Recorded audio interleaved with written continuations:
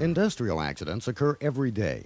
Some are major, with injuries to workers and damage to property, but most are minor and don't involve time loss, medical care, or repairs to property.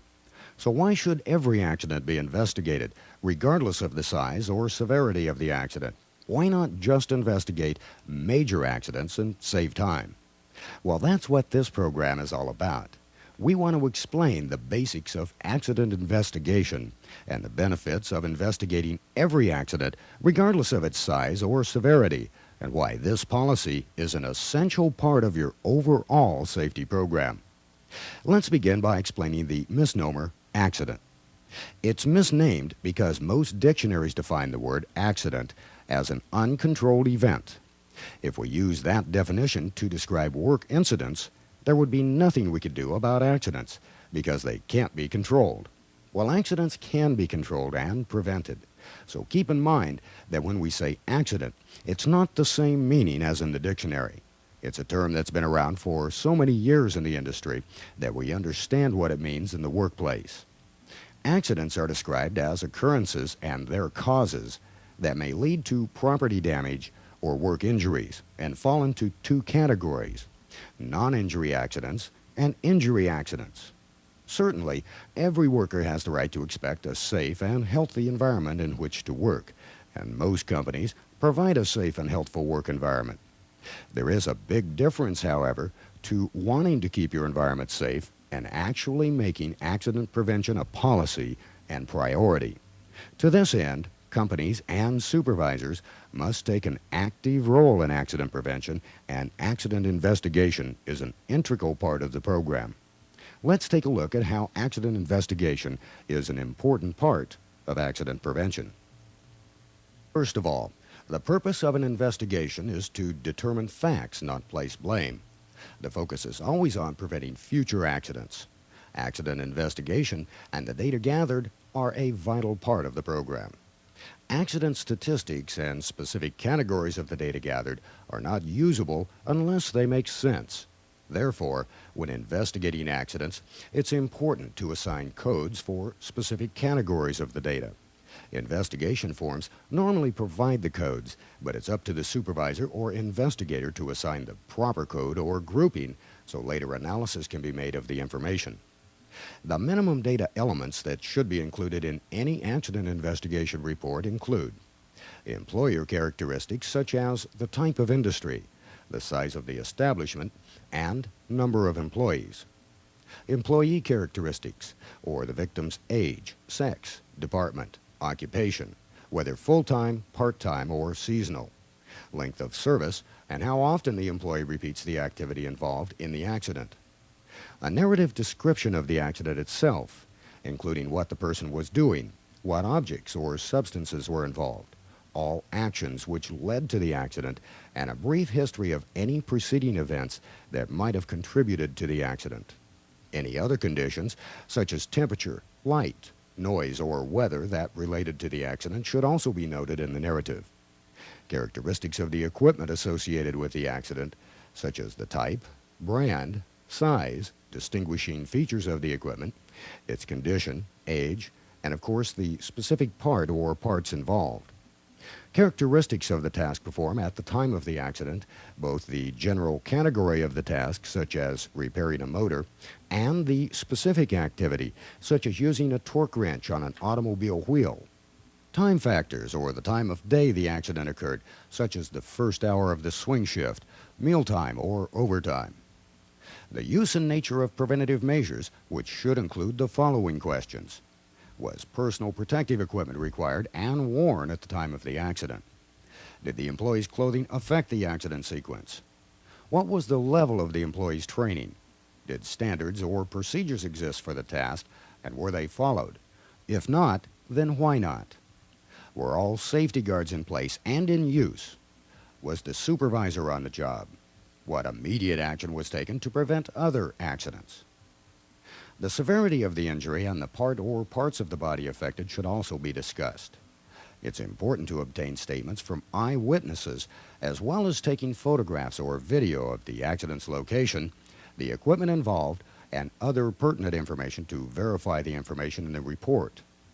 As reports are collected, classifications for organizing accident data for analysis can be created. Generally, in most cases, some basic form is used to begin your database. Some companies use computer databases for analyzing accidents and injuries.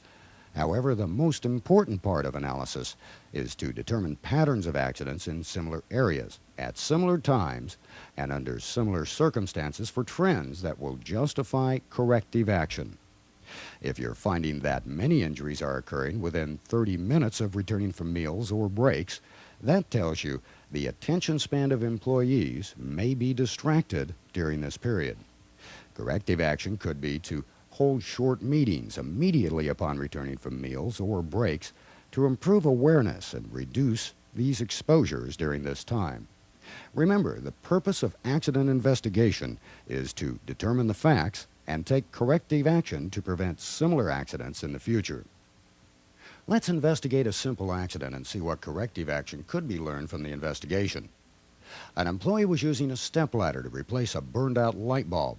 He slipped and fell off the ladder, knocking himself unconscious when he hit the floor. Using the basics of what we discussed earlier, the first section you complete is the description of the company and related information. You then describe the person injured, who is 31 years old, a full-time maintenance employee who has been with the company 7 years, and who has no record of previous accidents. He's probably performed this same task many times in the course of his employment and has a reputation for being a conscientious worker.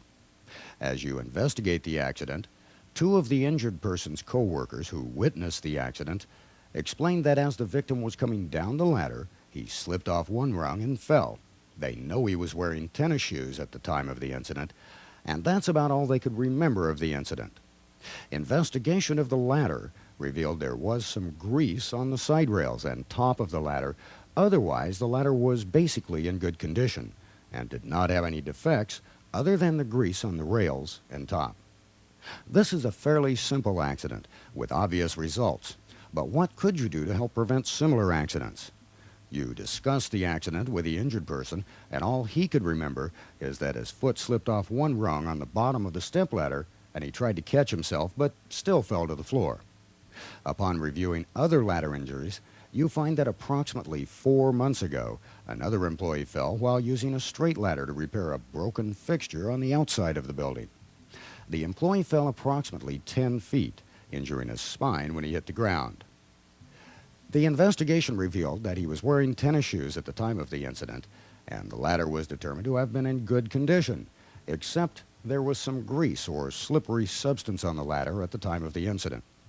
Photographs were taken of the ladder, the surrounding area, and the grease on the rungs of the ladder.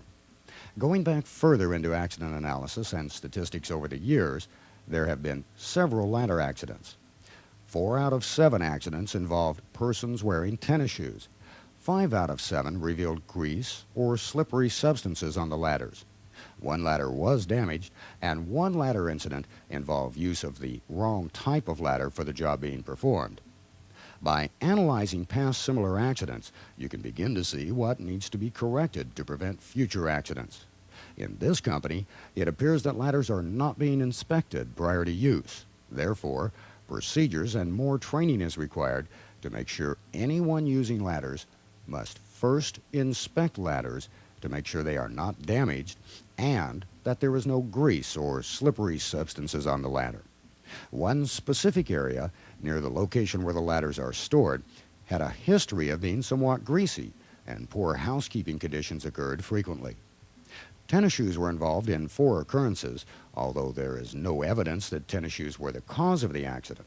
However, it is well known that tennis shoes and grease make a very slippery surface, whereas other work shoes are not as slippery in the same environment.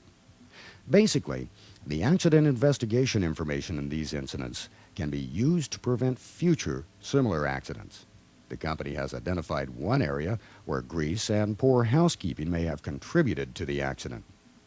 So this area must be cleaned and maintained in good, clean conditions.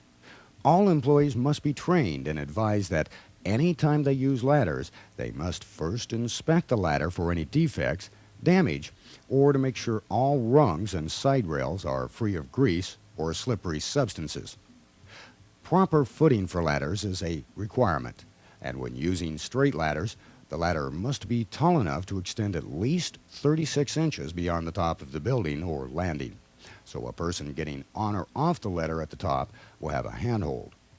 The ladder should also be secured at the top to prevent it from falling.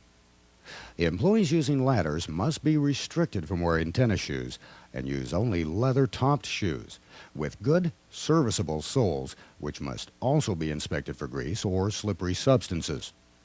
All employees using ladders should be properly trained and provided information relating to ladder procedures and rules that would or could have prevented these accidents.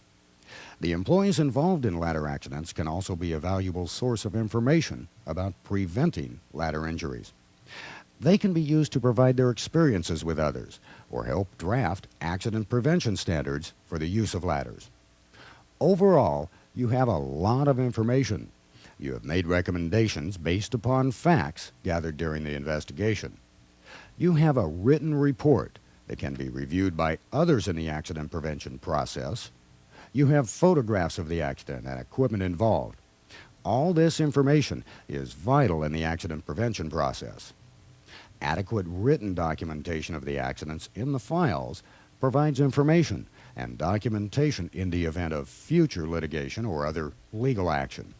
In other words, the more information you have, the better the accident analysis and prevention will be to help prevent accidents in the future.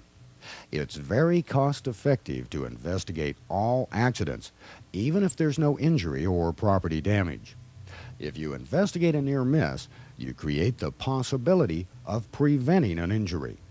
Take accident investigation seriously, because it does make a big difference. Don't let anyone tell you that accidents can't be controlled or prevented, because that's what safety is all about: accident prevention. Thank you.